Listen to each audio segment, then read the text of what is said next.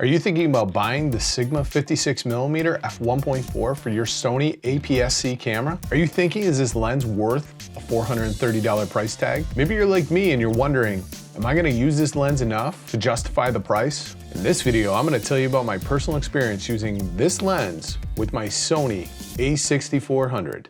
And that video starts now.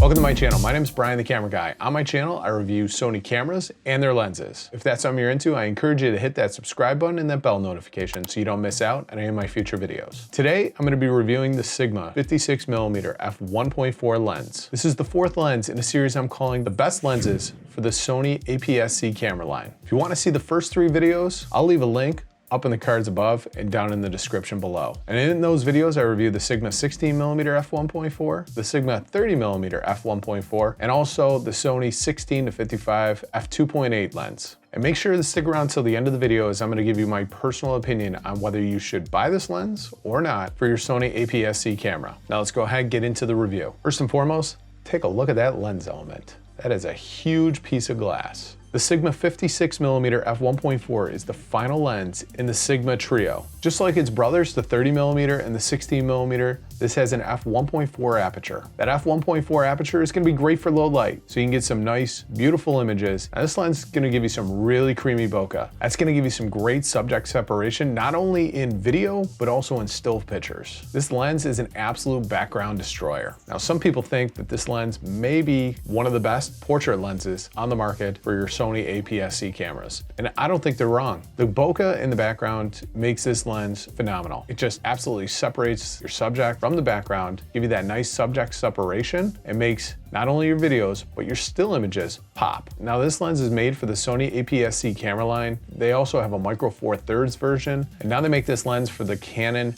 EFM system. Now this lens originally came out in 2018. And if you look on the side of the lens, that's what this little 018 stands for. That lets you know exactly when this lens was made and how old it is. The 56mm focal length on your Sony APS-C camera is gonna give you an 84mm full frame equivalent. Now, as I mentioned, some people really think the 85mm is the absolute perfect focal length to get some great portraits. Peter McKinnon dubbed the 85mm his favorite B-roll lens. And with good reason, because whatever you're trying to focus on is gonna look absolutely gorgeous. The downside is with the 85mm, when rolling for B-roll, you're gonna have to really back up to get some really crispy video. That 85mm can sometimes be a little bit too tight. The weight of this thing is actually 280 grams or 9.88 ounces. It actually is heavier than its brother, the 30mm, despite being a half an inch shorter. That just proves that this thing has a lot of glass. Speaking of glass, it does have 10 elements and 6 groups, compared to the 30mm, which has 9 elements in 7 groups. Now let's talk about the build quality of this lens. This lens does feel pretty premium, and you can tell that by the weight. Generally, weight is a good indication of quality. Now it is mostly plastic, but it does have this really nice rubber focus pull, which makes it very easy if you want to do some manual focus. It does have a 55mm filter thread. Make sure you get the proper step-up rings if you do have a variable ND filter. And once again, take a look at that nice piece of glass right there. That is absolutely a gorgeous piece of glass. And when the lens is off the camera, you can actually see all those round aperture blades all closed down. Do me a favor, if you're enjoying this review, go ahead and smash that like button. And feel free to share it if you have any friends that may be interested in this 56mm lens. The bokeh is absolutely beautiful, and this thing has 9 round aperture blades, just like the Sigma 16 and 30mm. It's gonna give you some really nice round bokeh balls, and that's partially why this thing is considered one of the best portrait lenses for your Sony APS-C cameras. Now, I'm not really a huge photographer, as I mostly use my cameras for video work. One of the downsides of this lens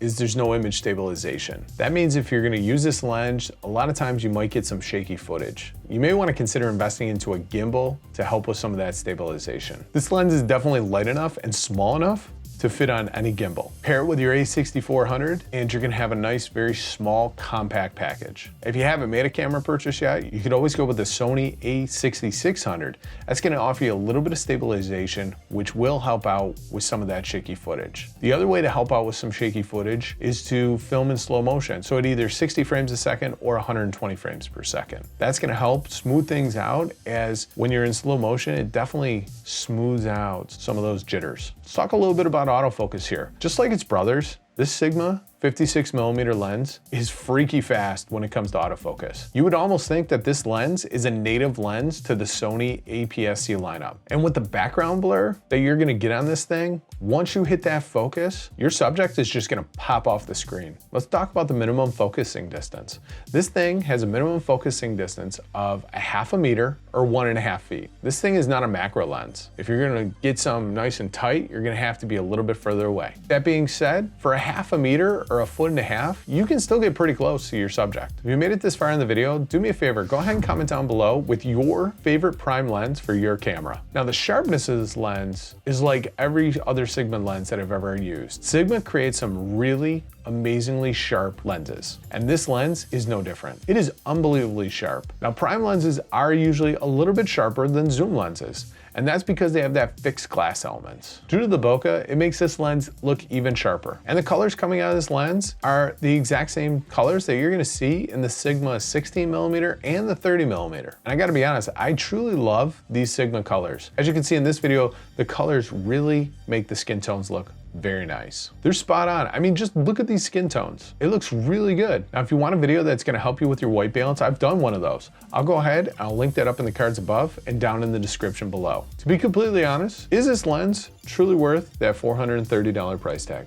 I think it is. If you're looking to get a really good portrait lens for your Sony APS-C camera, I think this lens is gonna do a phenomenal job. And for video, it does give your images a really nice look. How often are you gonna use it though? For most video work, you're probably going to use either the Sigma 16mm or the 30mm a lot more. But if you're looking to get some of those wide sweeping shots far away where you destroy the background, then this lens is gonna do it for you. So would I say this is the first lens that you should get after the kit lens? No, it's definitely not. I would highly recommend the Sigma 16mm if you're looking to do that. It's great for these talking head videos. But if you're gonna get the Sigma 16mm, pair it up with the 56mm, maybe a great choice. If you wanna learn more about any one of these lenses, I'll leave links down in the description below. If you like this video, I'm sure you're gonna like the video on the screen right now, talking about another lens for the Sony APS-C camera. Go ahead and click on that video and I'll see you on that one right now. Before you leave, don't forget to like, subscribe, and ring the bell. Brian, out.